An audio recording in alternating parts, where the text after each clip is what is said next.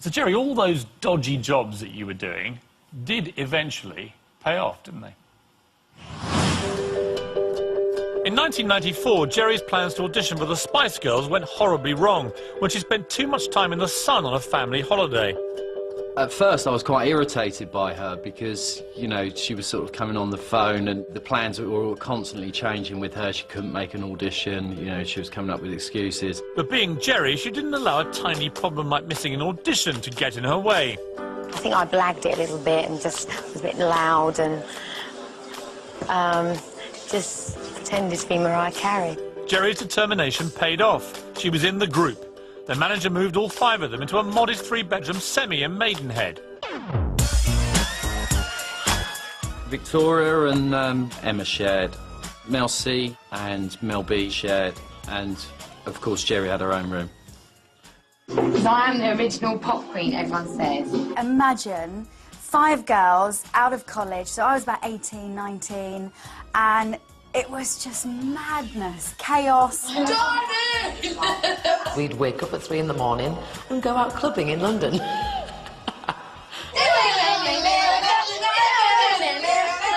It was Geri who was impatient for success. No, I'm just like time's running out, I've got to get there. She was a bit older than the other girls and was probably looking at this and thinking, well, this is the last shot at it, really. So, you know, she really had hold of it with 2 hands and really drove the project. I'll tell you what, there's millions of kids out there that want to be pop stars. Do you know what I mean? And we're actually taking a step closer and closer to a dream. The thing is with Geri, she's very organised, actually, and quite bossy.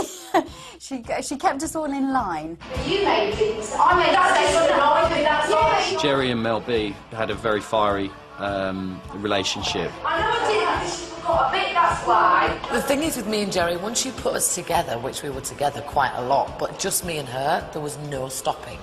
You know, it would actually be better for us two if Melanie was around, because then she'd go, look, you two, can you just stop?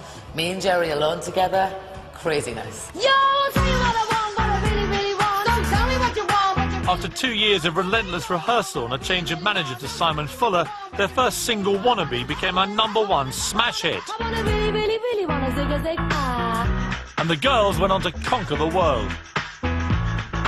If you wanna be my lover.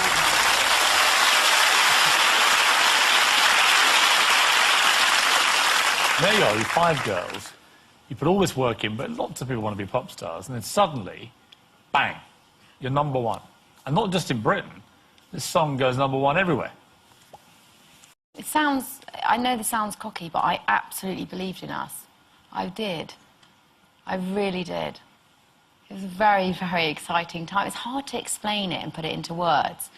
Mel hinted there that you two stuck in the same room for too long would be not a good idea. The question is... You're never going to tell me, are you? It was an amazing feeling to have somebody that was as brave as you, that would absolutely, if I jumped off, she'd jump with me. That somebody that she had guts, which I really, really admire. It was such a nice feeling to have someone match you in that way.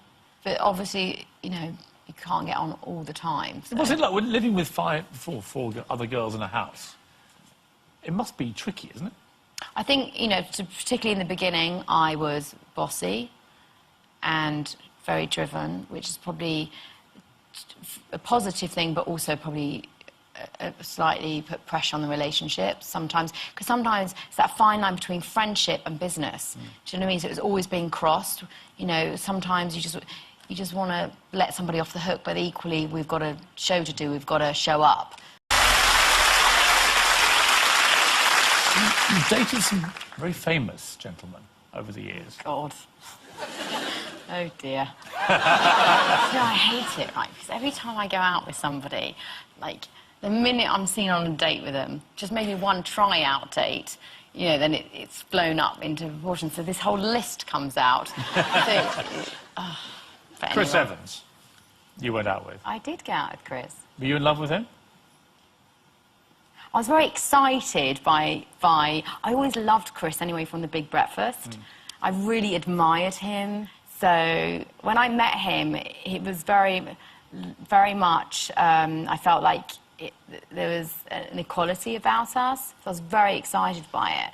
So And he was a good, decent bloke. I don't know, I wouldn't want to measure the love there, but I do... do you feel love for him? At the time, I think it was infatuation. Looking back, it was too short to feel, you know... Because he's a very exciting kind of guy, isn't he? And you are too. I can see it Do you know what? It was... You'd have had perfect little ginger children. I'm not real ginger, honey. What? I'm not real. That's terrible. There's a revelation for you. You're a total fraud. What are you then?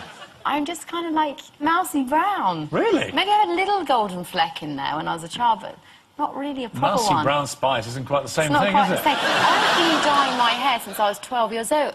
Different colours. It just so happened at that moment I was red. I'm sorry. Well, I feel like ending the interview there, to be honest. I know. Let's move on to... Let's make it easier for you. Let's move on to Robbie Williams. In love with him? I absolutely love Rob.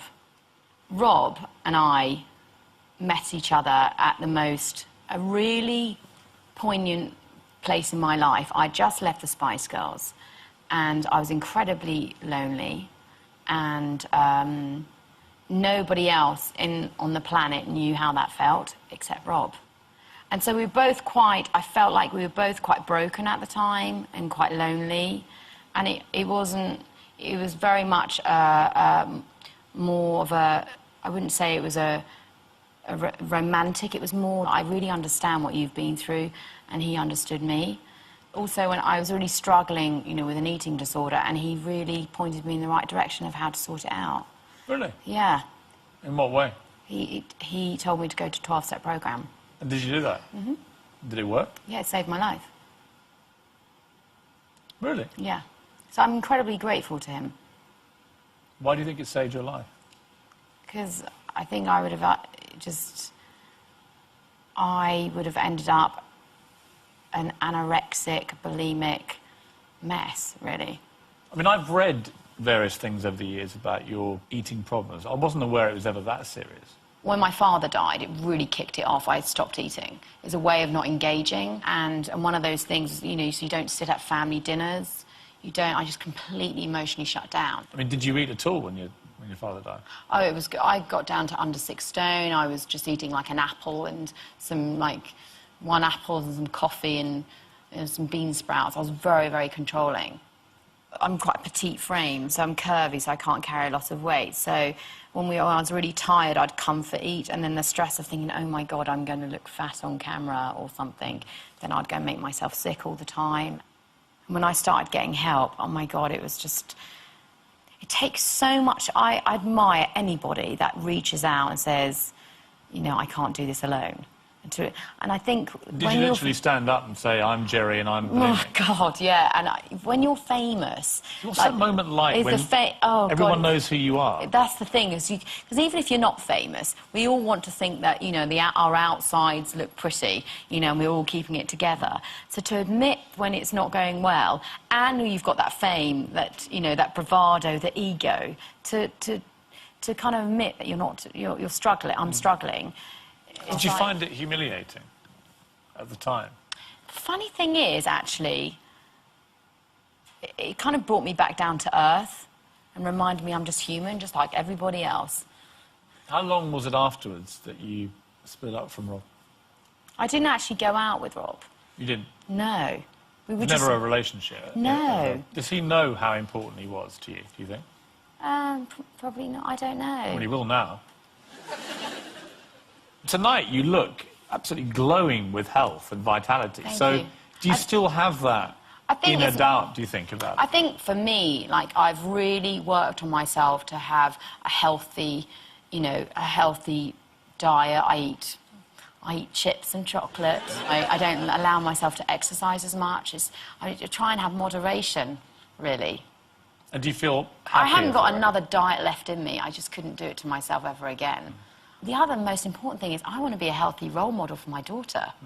I'm so pleased that I've cleaned up my act for her, really. So the Spice Girls have become this worldwide phenomenon, but beneath the happy facade, things were going badly wrong.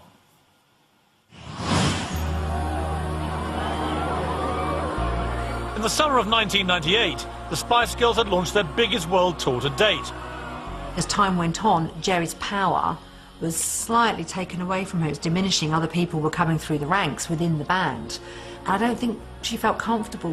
And certainly she was getting depressed. I think I recall her saying now, like, the Spice Girls had become a monster that was spinning out of control as such, and she had no control on that. Today is Thursday the 28th of May.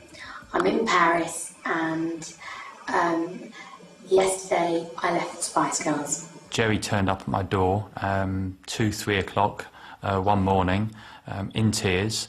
Let her in and she's saying, it's all over, I need to leave the country, I need to get out of here, I need to get away. It was very difficult and I didn't know she was going and I was a bit like, oh. We made a pact, me and her, that if she wanted to leave, she'd tell me, or if I wanted to leave, I'd tell her, and she just left, like, all of a sudden just vanished. It was really, really upsetting for me. This is a message to the fans. Geri offered no explanation for her departure, and what she was going to do next was unclear, but she did say she would be back. I thought she was making a mistake. They were her best friends, they were so close, and I didn't know how she was going to cope on her own, to be honest. At that point in her life where I think she was a little bit kind of confused and lacking direction and not really knowing what she wanted to do, it must have been very hard to sort of see this continuing success story going on. But help was at hand from her old friend George Michael, who, having left Wham at the height of their fame, knew exactly what she was going through. George rang her up and said, well, we had a house in Saint-Tropez, and he said, would you come stay with us? I encouraged her to not be Ginger Spice. So I'm like, we're going to get you some normal clothes. George probably helped her more with, you know, her career. In 1999, after just over a year out of the limelight, Geri made a typically show-stealing comeback performance for an old friend. Happy birthday to you.